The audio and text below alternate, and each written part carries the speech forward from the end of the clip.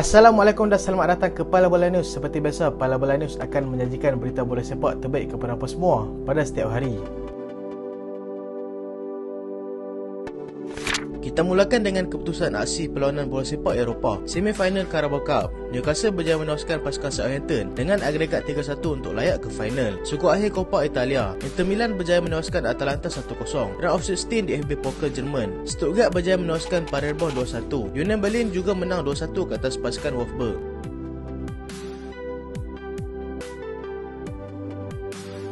Kita ikuti dahulu perkembangan bola sepak dalam Malaysia. PSM buka tender naik taraf Padang Stadium Bukit Jalil. Perbadanan Stadium Malaysia (PSM) yang berada di bawah seliaan Kementerian Belia dan Sukan mengesahkan pembukaan tender untuk menaik taraf Padang Stadium Nasional Bukit Jalil. Kenyataan tender tersebut telah dikemukakan secara rasmi dalam laman web rasmi PSM dan juga melalui hantaran di laman media sosial mereka. Tender tersebut dipeluang kepada syarikat tempatan yang berdaftar di bawah Lembaga Pembangunan Industri Pembinaan Malaysia ataupun CIDB yang masih lagi aktif. PSM juga menggalakkan kepada mereka yang berminat untuk melakukan lawatan tapak terlebih dahulu sebelum menyerahkan dokumen tender secara rasmi bagi mengetahui dahulu situasi sebenar kawasan yang bakal dinaik taraf oleh mereka. Tarikh tutup tender adalah pada 20 Februari 2023.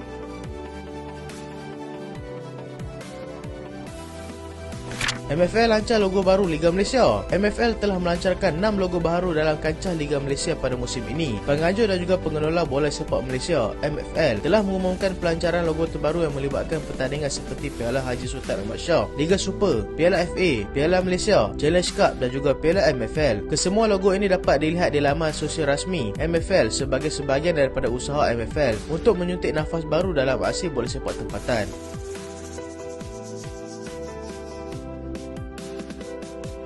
Final pertama Newcastle sejak 1999. Newcastle berjaya menghentikan cabaran pasukan Southampton untuk marah ke final Carabao Cup selepas berjaya menewaskan mereka dengan agregat 3-1 awal pagi tadi. Pemain tengah Sean Longstaff menjadi wirau buat pasukan Newcastle apabila berjaya meledak 2 gol pada separuh masa pertama sekaligus sudah membadai untuk membawa kemenangan untuk mereka. Southampton berjaya mendapatkan 1 gol saguhati melalui jaringan Cik Adam pada minit ke-29, tetapi itu tidak cukup untuk menaikkan semangat mereka untuk melakukan comeback. Ini merupakan final competition buat pertama kali untuk pasukan Newcastle selepas kali terakhir bermain dalam final FA Cup 1999 tetapi tewas 2-0 kepada pasukan Manchester United.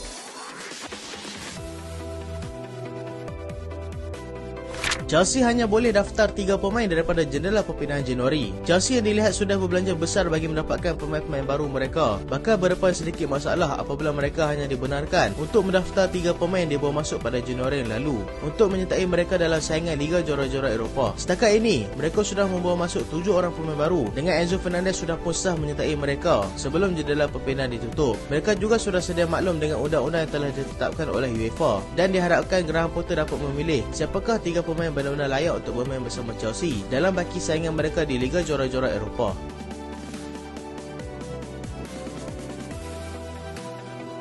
Paris Saint-Germain terpaksa bermain tanpa Neymar. Paris Saint-Germain terpaksa turun ke gelanggang lawan untuk menentang Montpellier tanpa kelibat Neymar yang dilaporkan terpaksa diketepikan akibat masalah kecederaan. Dia dikatakan mengalami masalah otak setakat ini telah berjaya membantu pasukan Paris Saint-Germain dengan menjadikan 17 gol dan juga 14 assist dalam 25 perlawanan. Perkara ini telah disahkan sendiri oleh Paris Saint-Germain melalui laman web rasmi mereka dengan tiada tempoh masa diberikan bilakah Neymar akan kembali bersama pasukan semula.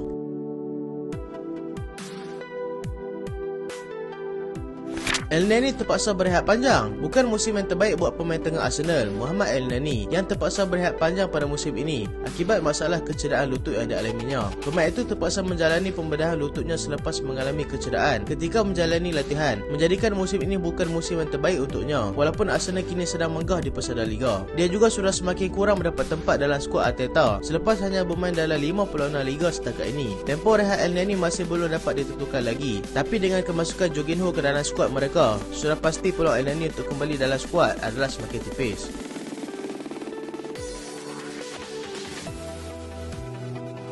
Erik ten Hag sahkan 2 pemainnya akan kembali sertai mereka. Pengurus Manchester United, Erik ten Hag, mengesahkan yang 2 tonggak mereka, Anthony Martial dan juga Jadon Sancho, akan kembali menyertai pasukan untuk menentang pasukan Nottingham Forest awal pagi esok. Mereka yang selesa mendahului 3-0 secara agregat sudah pun semakin hampir untuk mendapatkan trofi pertama mereka selepas kali terakhir memenanginya pada 6 tahun yang lalu. Scott McTominay bagaimanapun tidak akan bersama pasukan selepas mengalami masalah kecerasan dan mungkin juga akan terlepas aksi bersama Crystal Palace nanti.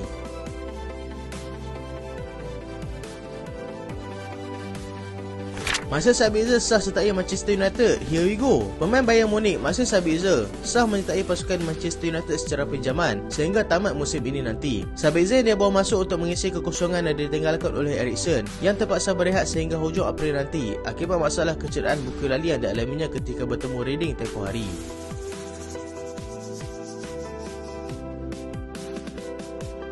Jorginho sah milik Arsenal. Bekas pemain Chelsea, Jorginho kini sah menjadi milik Arsenal selepas kedua-dua belah pihak bersetuju dengan syarat-syarat yang telah ditetapkan dengan nilai perpindahan 12 juta pound. Chelsea yang dilihat tidak berminat untuk mengekalkan pemain itu di Stamford Bridge menyebabkan dia membuat keputusan untuk menyertai musuh mereka itu. Kegagalan untuk mendapatkan Moises Caicedo menyebabkan Arteta terpaksa menggunakan plan B dan ianya diharapkan berhasil.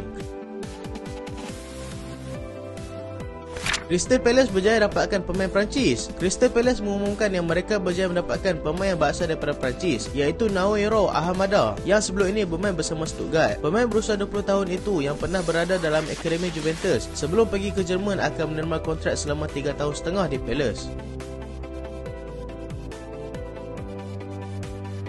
Kylian Navas sah berpindah ke pasukan Nottingham Forest. Here we go. Bekas pemain Real Madrid dan juga pasukan Paris Saint-Germain kini sah menjadi milik Nottingham Forest secara pinjaman. Kylian Navas akan berada di Nottingham Forest kurang-kurangnya hingga hujung musim nanti dan Nottingham Forest akan membayar separuh daripada gaji yang diterima Kylian Navas di Paris Saint-Germain iaitu £200,000 seminggu. Thorgan Hazard akan dipinjamkan ke PSV. Pemain antarabangsa Belgium Thorgan Hazard akan menyertai pasukan PSV secara pinjaman sehingga tamat musim nanti. Dia hanya bermain 2 kali daripada 14 perlawanan dalam musim ini, memilih untuk bermain secara pinjaman demi untuk membuktikan dia masih lagi mempunyai kualiti, seperti mana yang pengurus Dortmund Edin Terzic mahukan. Kedatangan Hazard ke PSV diharap sedikit sebanyak dapat membantu barisan serangan mereka selepas ini. Fulham dapatkan Sassuolo Kid daripada Torino. Fulham yang kini berada di kedudukan ke-7 Liga berjaya memantapkan lagi pasukan mereka dengan membawa masuk pemain tengah yang sebelum ini bermain bersama Torino iaitu Sassuolo Kid. Dia yang berusia 26 tahun telah menghabiskan 6 tahun setengah dengan berjaya di Serie A, memilih untuk menyertai pasukan Marco Silva di Premier League untuk merasai pengalaman baru bermain di liga paling kompetitif di dunia itu. So itulah berita untuk kali ini dan terima kasih sebab tengok sampai habis. Jangan lupa like, jangan lupa share, jangan lupa subscribe. Aku Solehan. Assalamualaikum.